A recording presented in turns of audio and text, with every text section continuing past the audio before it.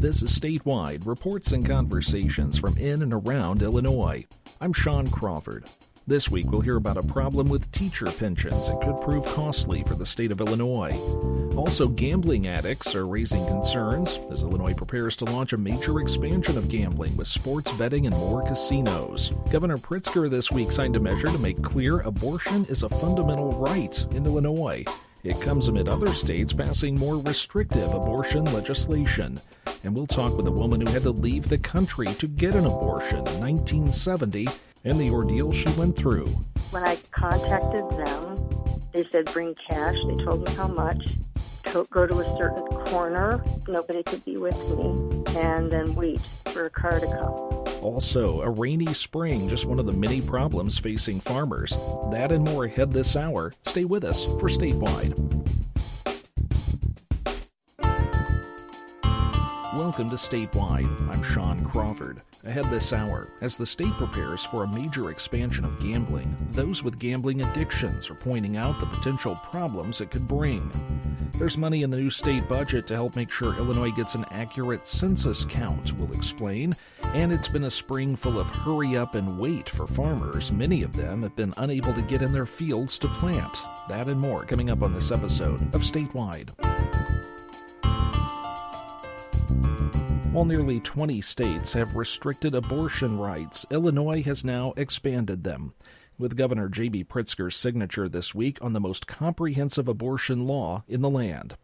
Our Illinois Issues report starts us off this week. Maureen McKinney explores what it all means. The 3 different contraception methods Sharon and her boyfriend used had failed. Both students with career plans. Neither wanted to have a child. It was 1970, and abortion was illegal in Illinois. Through an underground women's group, Sharon learned she could go to Mexico City. First thing they wanted to do was count the money. There was nobody that asked me any questions about my medical history, nothing. She woke from anesthesia in what she describes as a pool of blood. She tried to seek help, but there was no one in the room. Now age 70, and an ardent supporter of abortion rights. She says she's surprised that she survived the ordeal. Sharon is not her real name. She asks that we not use it because she fears for her safety. Sharon explains why she supports abortion rights. I wanted to make sure that no other people, no other women had to go through what I had to go through.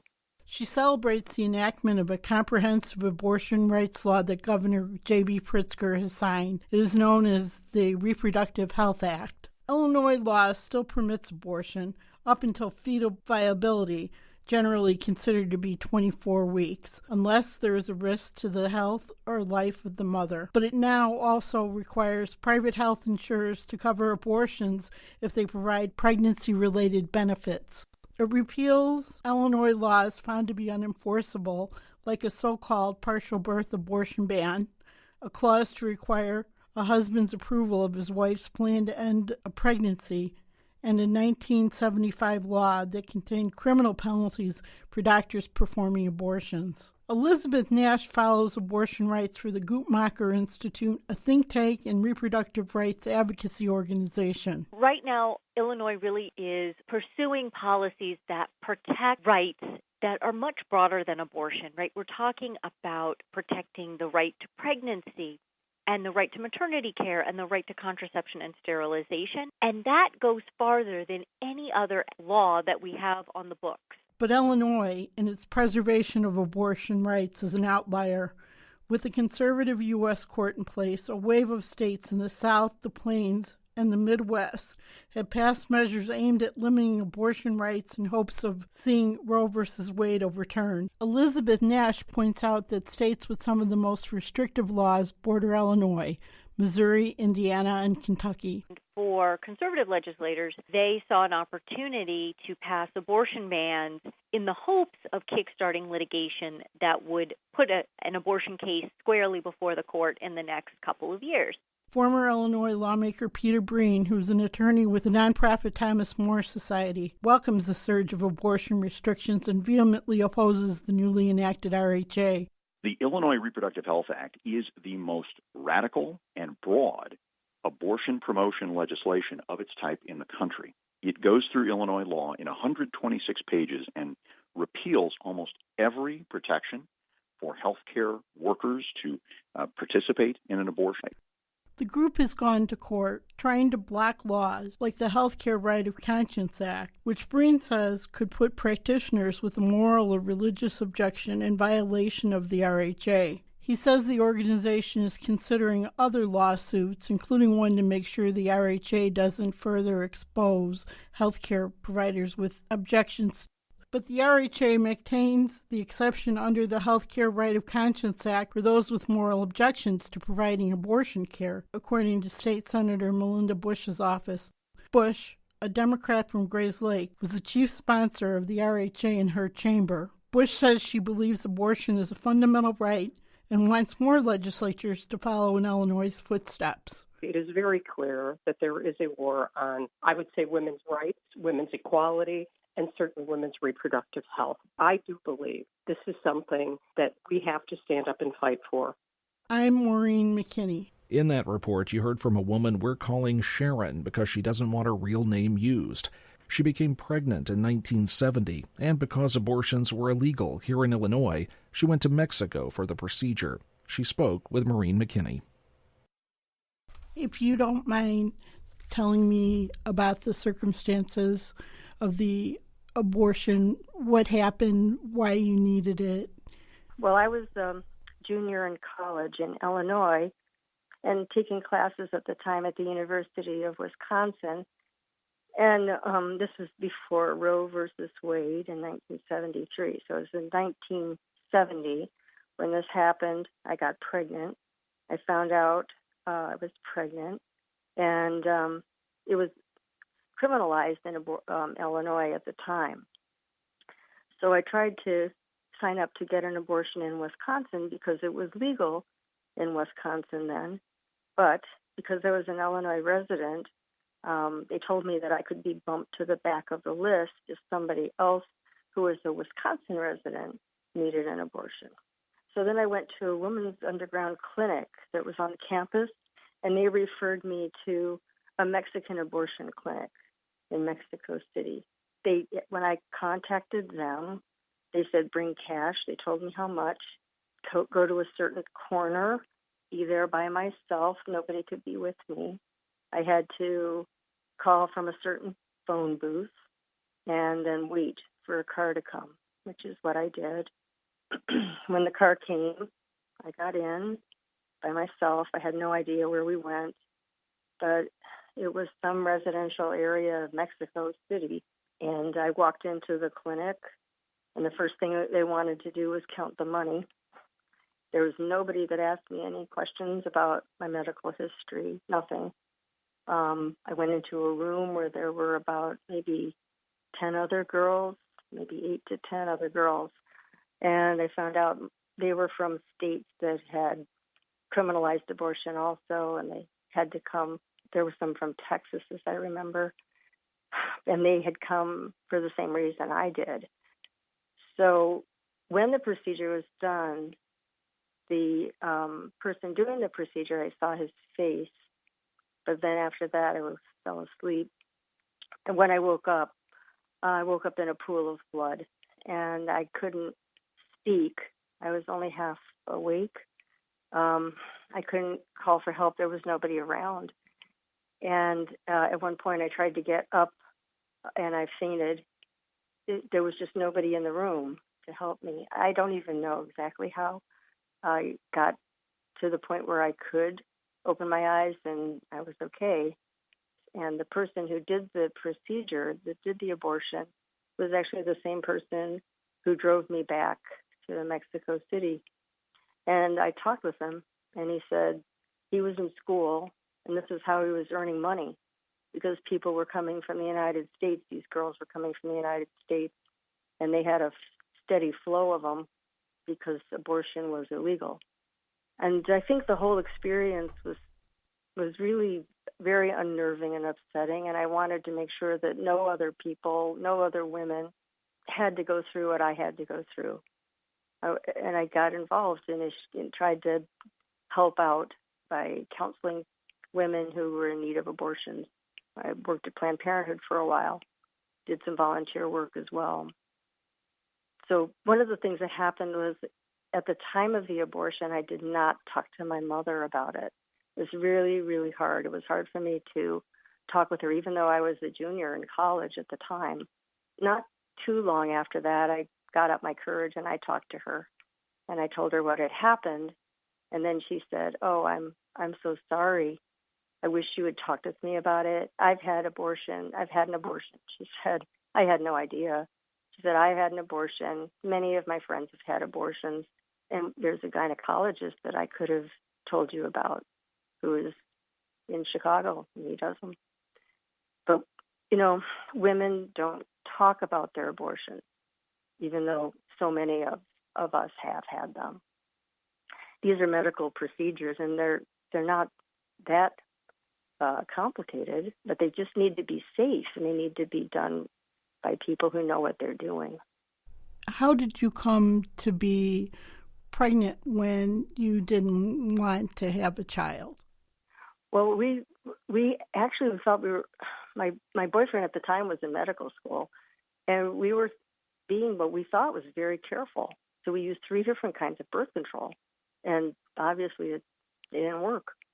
But we really were trying to be careful. What was at stake for you if you didn't decide to have an abortion? Well, both my boyfriend and I were looking forward to careers, and he was going to become a doctor, and I had planned to become a counselor, and that would not have happened for me, for sure. I would not have been able to finish my education. So this is important for me, and I feel strongly that when people talk about life, liberty, the pursuit of happiness, and we have that embedded in our Constitution and Bill of Rights across the country. When we talk about liberty to do what you want to do and need to do in your life, that should include the liberty that you have to make decisions about your own body and what you should do and when you should do it. That should be up to you. Can you tell me where you were, how you found out that the RHA had passed? Well, I've been very excited about the RHA. I've been aware of what's happening in Illinois with House Bill 40 and how that helped to make Illinois a state that's going to be one where women can get what they have to have in terms of their own medical care and their reproductive health. But some things were still left undone and were uncertain. And if something happens to Roe versus Wade, that if it's crippled or if it's no longer law in our country, Illinois was going to be vulnerable. And so the RHA was very, very important. It needed to be passed to make sure that our state was a state that would remain one safe for women. And tell me a little bit about your experience helping other women. Yeah, so I got involved in, I worked at Planned Parenthood for a period of time in Philadelphia.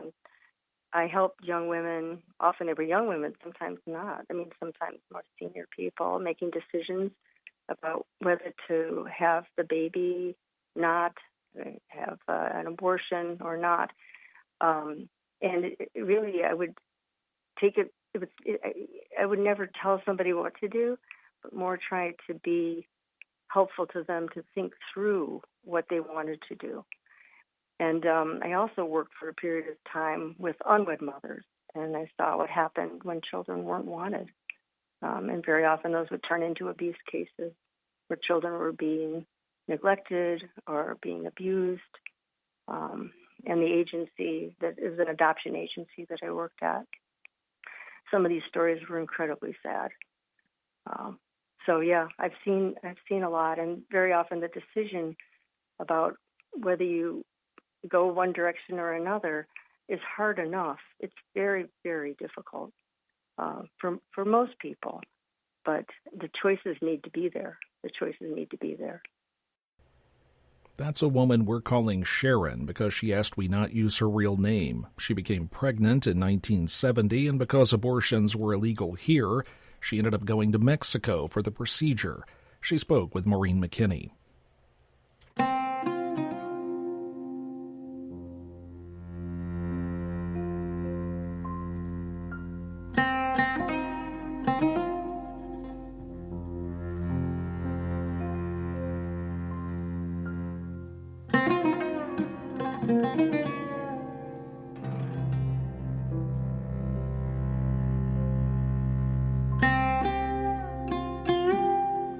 State lawmakers passed legislation last month to require the Illinois Department of Corrections and Prisoner Review Board to track the use of electronic monitoring for people released from prison. The monitors are used to restrict when people can and cannot leave their homes.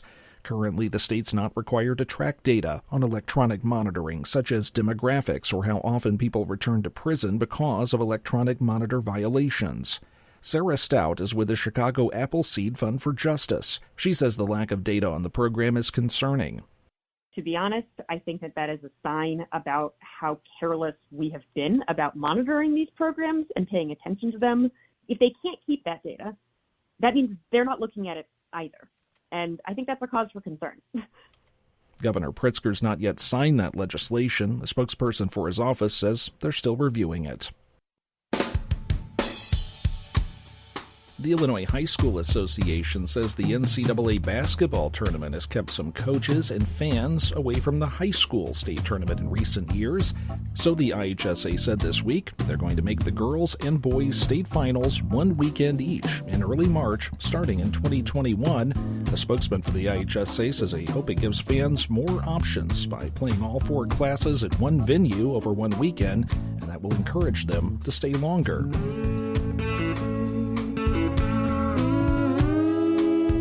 Listening to Statewide. Just ahead, soggy fields this spring have been a problem for farmers. That story up next.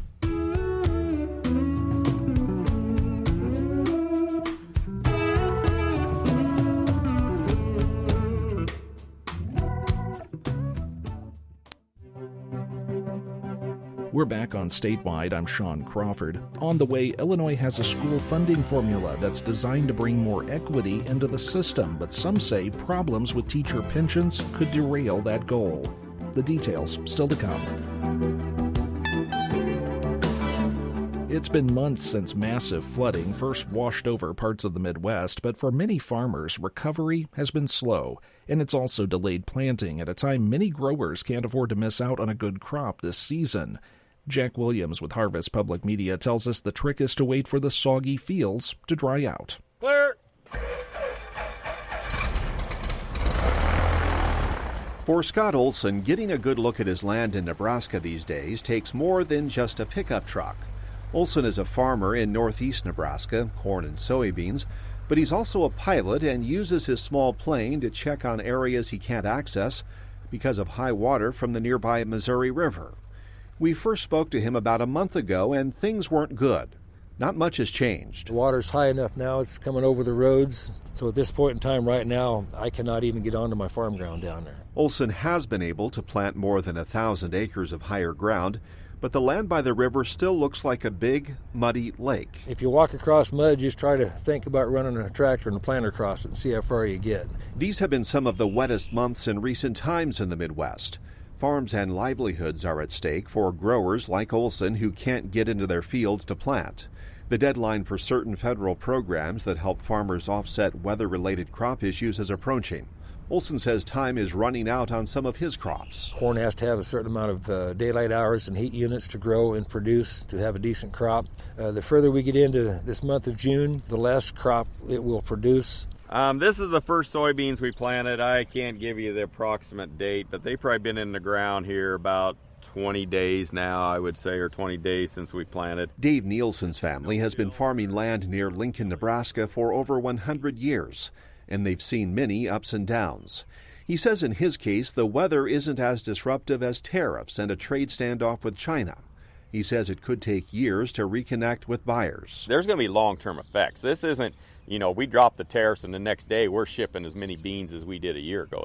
That's not going to happen. He's one of the fortunate ones. He farms about 2,400 acres of corn and soybeans in the rolling hills and has been able to plant all of his crops despite the wet weather. There was a small window to plant corn and beans around here, and we pushed hard and got it done. You know, that's been a benefit for us. I mean, we put in some extra long hours, and soil temps weren't quite warm enough, but we went ahead and we've lucked out. But after a wet fall, lots of snow and frost over the winter, and now a soggy spring, Nielsen says his crops could use some drier weather. They like moisture, but they don't want to sit in wet weather all the time. You want corn to kind of root down, so when we do get a dry time, you know, it's got its root base there. Or if you get bad weather, you know, winds and stuff, you want a good root base on your corn so it doesn't blow over. When you look at some of this residue, the soil around it's quite wet, but underneath that, it's just straight mud. And so the challenge is to try to plant into that and do it in a timely fashion. John McNamara is a soil and crop expert with agriculture giant Wilbur Ellis in Plattsmouth, Nebraska. He helps growers decide when to plant, and this year hasn't been easy. He says if farmers can't get seed into the ground soon, crop yields will likely fall off sharply. We do reach a point in June where your expectations for your average yield have got to go down because you don't have enough calendar year to get the crop mature. You guys got that good old gumbo on your shoes. That's good stuff. Down by the Missouri River and in the muddy fields at Scott Olson's farm, a little good news and good weather would go a long way. Farming these days is a tough way to make a living. What keeps you going here? Well, just like any other business, I guess you have good years and you have some bad years, but it's something that we've always done. It's always been a way of life. I don't want to give it up. Olson says farming is all about patience and perseverance, and he says he and a lot of other Midwest growers have an abundance of both. For Harvest Public Media, I'm Jack Williams. This is Statewide. When Illinois revamped its school funding formula in 2017, lawmakers did not touch the teacher pension system. That means it's operating under the same inequitable framework that led to the push for school funding reform in the first place. And now an influential advocacy group is warning those inequities will be compounded if the state does not address the teacher pension system soon. Our education reporter Dusty Rhodes explains. This is really a two-part story. First, what's wrong with the pension system, and then why it needs to be fixed. We tackled that first part more than 2 years ago with this piece. Normally, when I report on Illinois school funding, the story involves some task force or legislation trying to make our system more equitable. I always mention that's because Illinois relies on property taxes to fund schools. Today, though, I'm reporting on something entirely different, a whole separate method Illinois uses to make school funding even more inequitable. To help me explain, I sat down with Jessica Handy. She works with an advocacy group called Stand for Children, but before that, she was a legislative aide assigned to the Senate's Pensions and Investments Committee. We're going to talk about teacher pensions. Let's say that you're hiring me. How much does that figure come into our conversation if you are the district and I'm just a teacher applying for a job? School districts actually have very little stake in paying teacher pensions. They pay 0.58% of teacher salary into the teacher's retirement system. The actual cost of that teacher's pension is usually around 8% of salary, so most of that cost is paid for by the state. What about if I'm being hired as an administrator? I mean, once you get to principal salaries, you're talking some serious pension dough, right? If you're a certified teacher and you're in administration, you are also in the TRS system. So it's a benefit. It's a gift from the state to each school district. It's an in-kind benefit that the state pays on behalf of districts. So let's look at some of the figures for some different districts. I see Danville. How much do we pay per student in pension costs in Danville? Danville gets about $500 per student. Where does that put them on the spectrum of how much we pay for pension costs in different districts? That's actually about average. You'll see that Rondout, which is one of the richest districts in the whole state, and the state is giving them an in-kind benefit of $1,700 per pupil. So Danville gets about $500 per pupil. Rondout gets $1,700 per pupil. What about a really poor district like, let's say, Aurora East? Aurora East gets about $280 per pupil. You know, anyone who listens to our station has heard many times that the state of Illinois has a very inequitable school funding system. We talk about the amount of general state aid that goes to each district. In that conversation, are we talking about these pensions, or is that a separate conversation? It's an entirely separate conversation. Lots of the analyses that have been done among national think tanks, people who have said, oh, Illinois, you have one of the most inequitable school funding formulas. Most of those studies don't even count the funding that's going into teacher pensions. So we are even more inequitable than the studies that say we're the most inequitable. So that was recorded in March of 2017. And a few months later, Illinois adopted a whole new school funding formula dubbed the evidence-based model, designed to channel state dollars to the schools that need it most. But when it came to the teacher retirement system, known as TRS, nothing changed. Rondout, that super wealthy district, it still gets 3 times more state pension dollars per student than Danville or Peoria or Rockford, which are all close to the state average. But now Stand for Children is warning that if the state doesn't fix this situation soon, it will get exponentially worse. They've published a flip book promoting a plan they're calling an equity boost. Other people might call it a pension cost shift. But Handy says integrating pensions into the new funding formula would end up costing most school districts nothing. Why are you renewing this push now? What's the reason that there's a new urgency about this? Right now, we have 2 tiers in our pension system. The first tier is the benefit levels that we, generally hear about. The second tier is a pretty paltry benefit. Teachers have to work for 10 years before they vest in the formula. The cost of providing that benefit is actually quite a bit lower than Tier 1. Employees that were hired after January 1st of 2011 will go into Tier 2 automatically.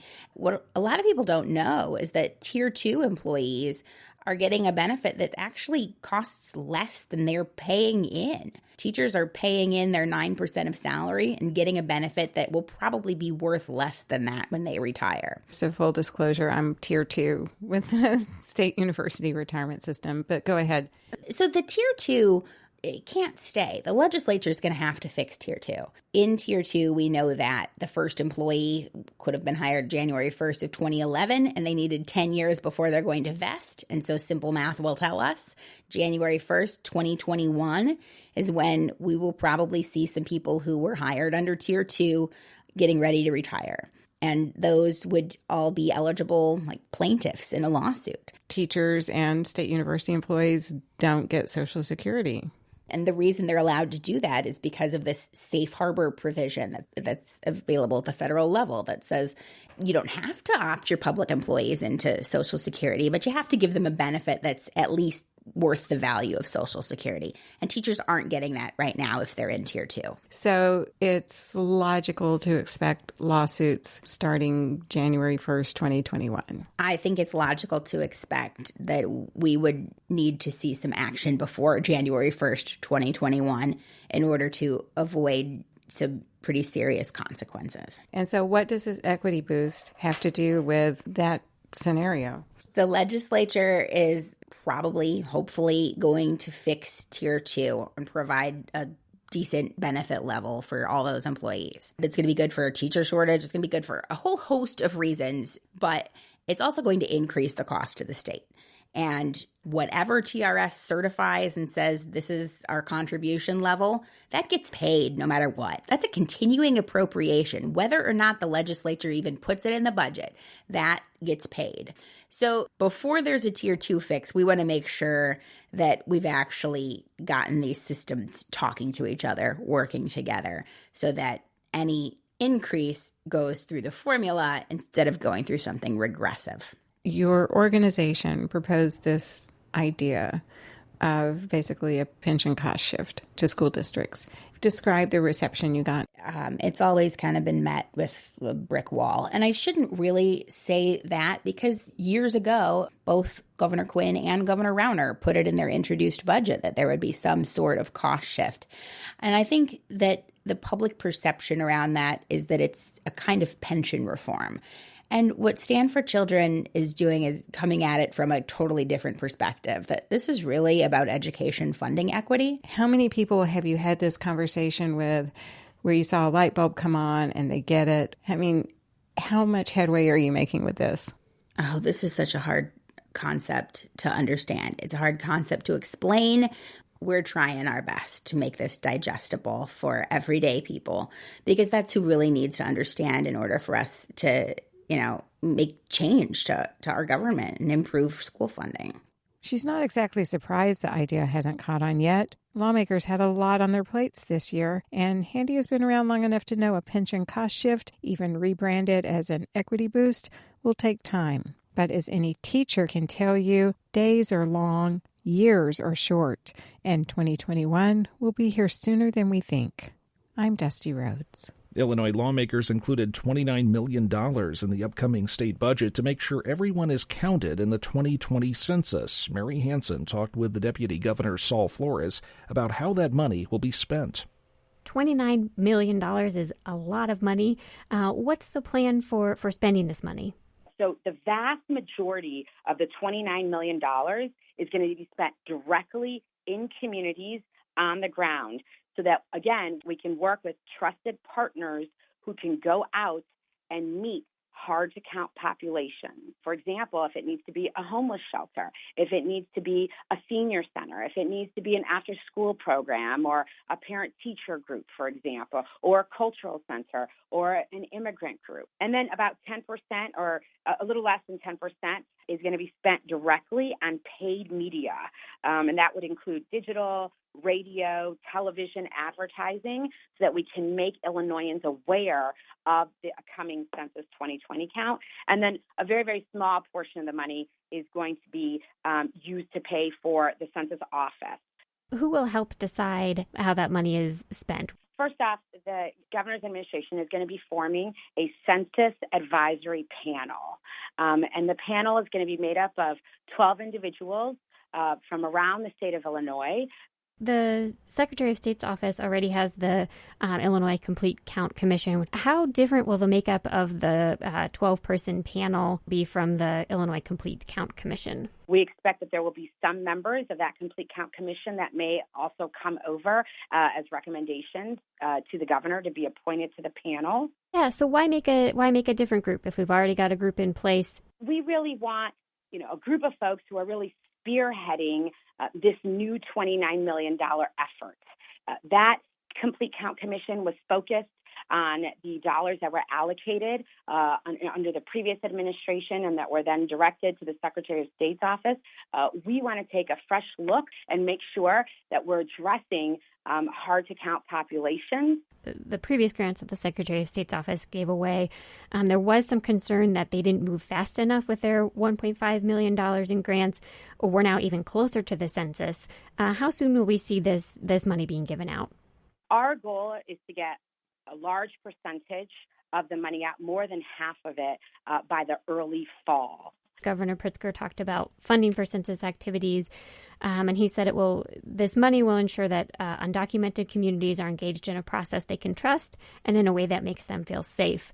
How do you go about building up that trust at a time when they're considering putting this citizenship question on the census?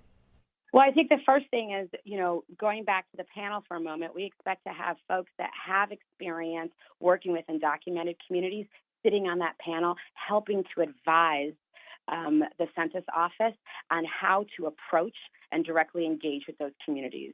We also have been talking and listening to stakeholders. And so another concern with the census is there's a big push for it to be filled out online this year, which will make it more difficult for people in both small rural towns and also some parts of cities who don't have reliable internet access to participate. How do you plan to address those concerns? Again, going back to the panel, we want to make sure that we have representation from those communities and from that perspective. So that is, we're looking at who do we fund, how do we reach rural communities who may not have internet or reliable internet access. So thinking about, is it through their local school systems, through their communities of faith? How do we use portable technology if that's appropriate?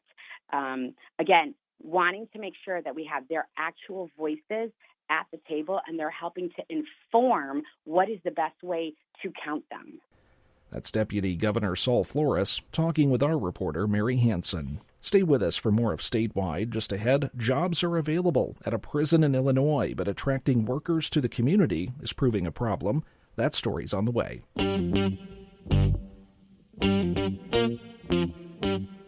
Welcome back to Statewide. I'm Sean Crawford. Still ahead, Illinois is poised for a major expansion of gambling. Legislation was approved in the spring session of the General Assembly, and while it will bring in money for the state, some gambling addicts are worried about other effects. That story still to come on Statewide.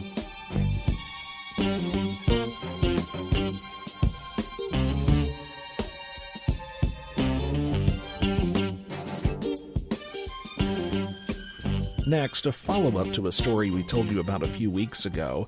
It was earlier this year, staff at the Danville Correctional Center in East Central Illinois removed more than 200 books from a college in-prison program's library. Most of the books dealt with race. Prison officials say they removed the books because they weren't properly reviewed. But Illinois Newsroom obtained emails that show at least some of the books were approved to enter the prison. Jacqueline Woodson's book, Visiting Day, is among those that were removed. It's a children's book about visiting an incarcerated parent. And Lee Gaines asked Woodson why she wrote the book.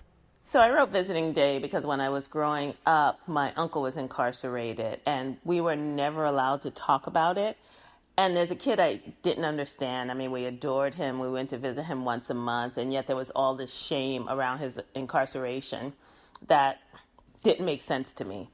And so when I became an adult and saw there were no books about people who were living with the trauma of incarceration, and given the prison industrial complex and mass incarceration and the school-to-prison pipeline and all of these ways in which brown and black bodies get into prisons, I thought that was kind of a travesty. And so I wanted to write a book that was a mirror for myself as a young person and for the many people who don't see themselves reflected in literature, and because of that have this level of shame about thinking they're the only ones, even as we know the narrative of our country and what's happening with mass incarceration. So it's not only a book that I saw as for young people who are dealing with having family members and loved ones in prisons, but also for people who have no clue what that's like.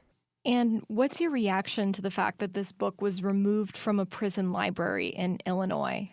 It's heartbreaking, and it's not surprising. I think there are organizations that are trying to do this work to empower people who have been incarcerated, and while they're incarcerated, and try to get them ready for coming back into the world. I think we also live in a system where there is a prison industrial complex. And because of that, of course, they're not going to want them to be empowered. Of course, they're not going to want them to learn more. Of course, they're not going to want them to have the tools they need for the outside world. Of course, they're not going to want them to see mirrors of themselves in literature. So I'm not stunned by it. I'm completely heartbroken.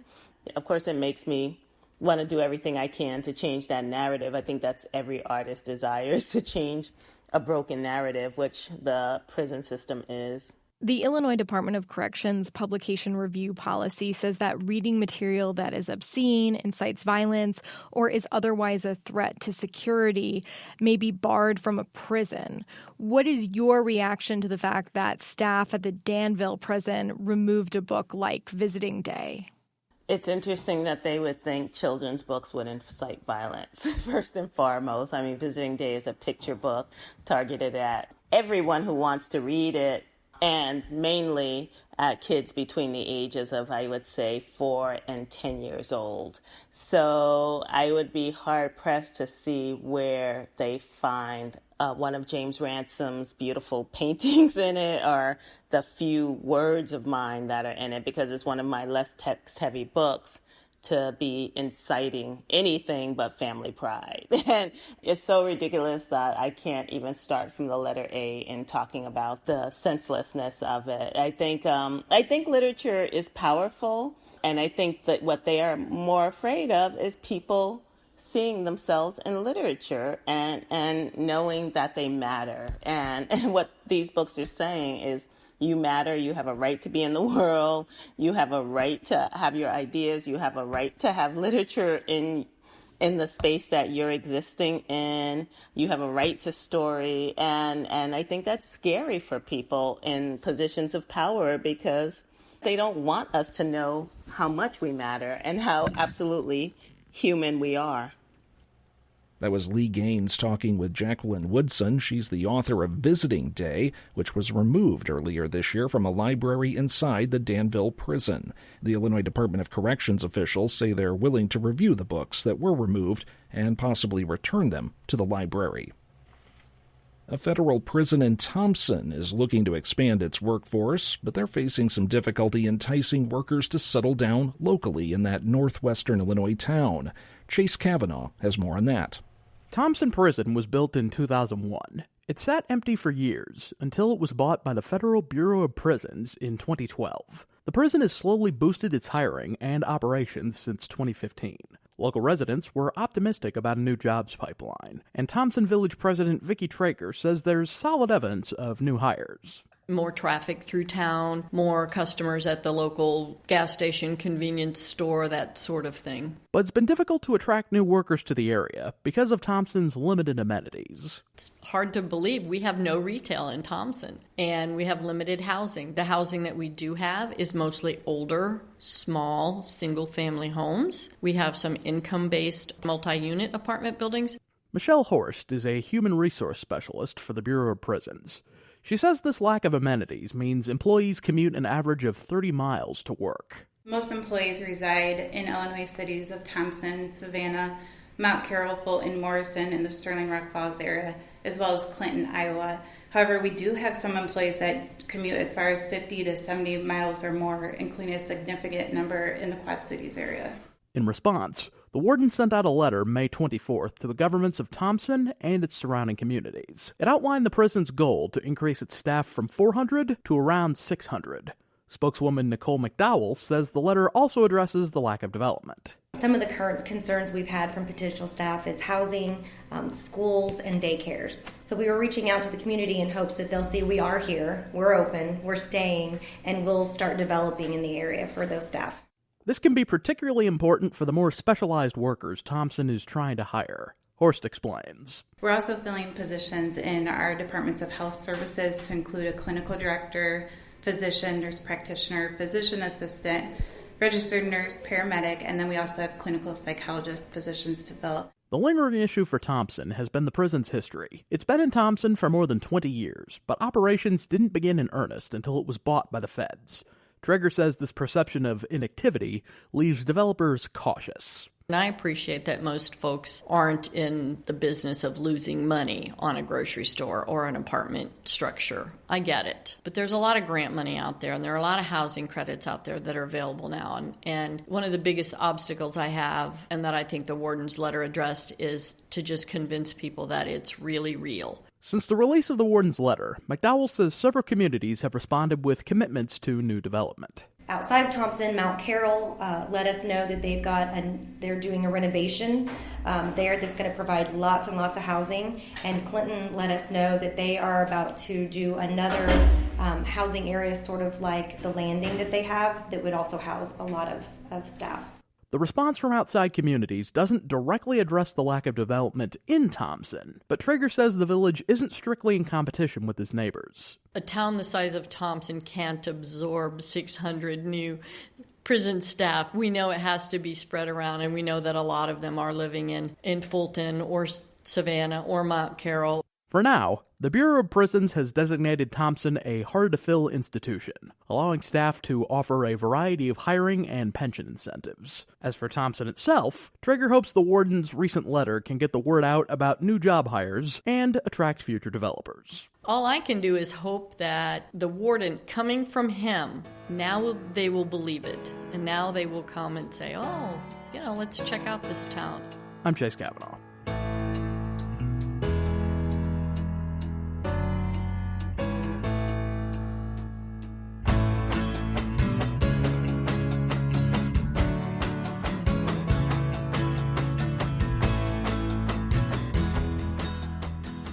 You're listening to Statewide. There is a group of people who are deeply concerned about Illinois' massive gambling expansion plans. Gambling addicts say all those new opportunities to wager could dramatically increase the number of compulsive bettors. Dan Mihalopoulos is with member station WBEZ. He brings us this report. Chris is a 62-year-old lawyer and grandfather who lives on the northwest side of Chicago. He's also a recovering gambling addict. His obsessive betting at the casino in Des Plaines cost him a lot of money. I estimated that I lost somewhere between $600,000 and $700,000. Chris kicked the habit a few years ago. But I was a gambler for about 5 years, casino gambling here at Rivers Casino, playing craps. I just couldn't keep doing it anymore. I was burning through relationships, and I was lying, and I was getting caught lying. He thinks the state's ambitious gambling expansion could put many people in the same bad spot he once was in. The new gambling bill from Springfield could turn Illinois into the Macau of the Midwest. The plans include new casinos, more video gambling machines with higher betting limits, and a whole new sort of legalized gambling, sports betting. An analysis of the gambling bill by ProPublica Illinois and WBEZ found Illinois could end up with nearly 80,000 seats where you can place a bet. That would almost double the 44,000 gambling positions the state has now. There's going to be gambling on every corner and every venue you go to. I mean, you'll be able to go to a Bears game, a Bears season ticket holder, and be able to bet on the Bears before the game. It's crazy what the expansion is doing. Chris says he's confident he can resist all those new temptations to bet, but he's deeply worried about other problem gamblers and about creating new addicts. Governor J.B. Pritzker says he gets that. The new state budget promises to increase government spending on gambling addiction services to $6.8 million a year. We've very much focused on that, and we've got to make sure that those addiction treatment and therapy opportunities are all over the state, wherever there may be people who have a gambling addiction problem. Earlier this year, ProPublica and WBEZ reported how the state had failed for years to make good on promises to increase funding for gambling addiction programs. Pritzker was just elected in November, and the Democrat says he's mindful of the state's sad track record. You know, remember that there are not a lot of dollars for that in prior budgets. We've expanded it, but in prior budgets, it's only about $1.5 million, and they weren't even spending that.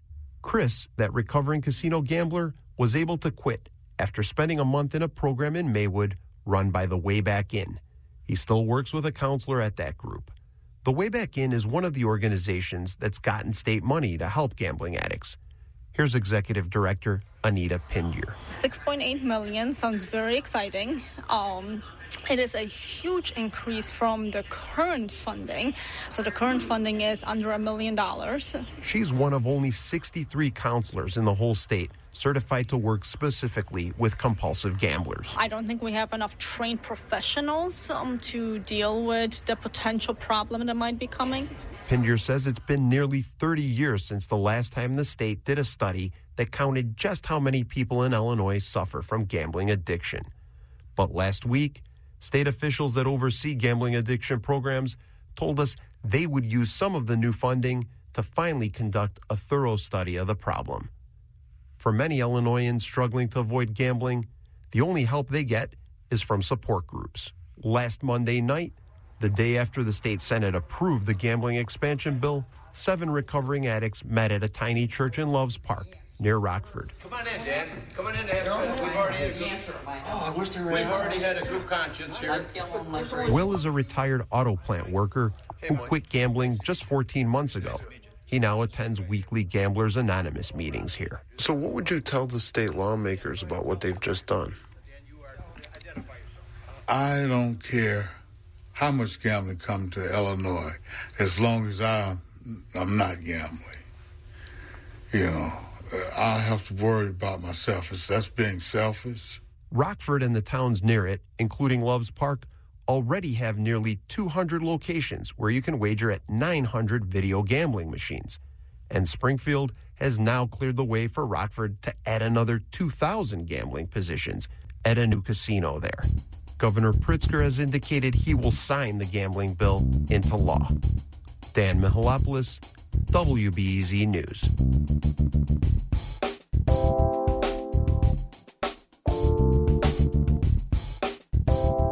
That does it for this week's Statewide. If you missed any of this episode or want to find past episodes, you can go to our website, statewideshow.com. A podcast of Statewide is also available through NPR One.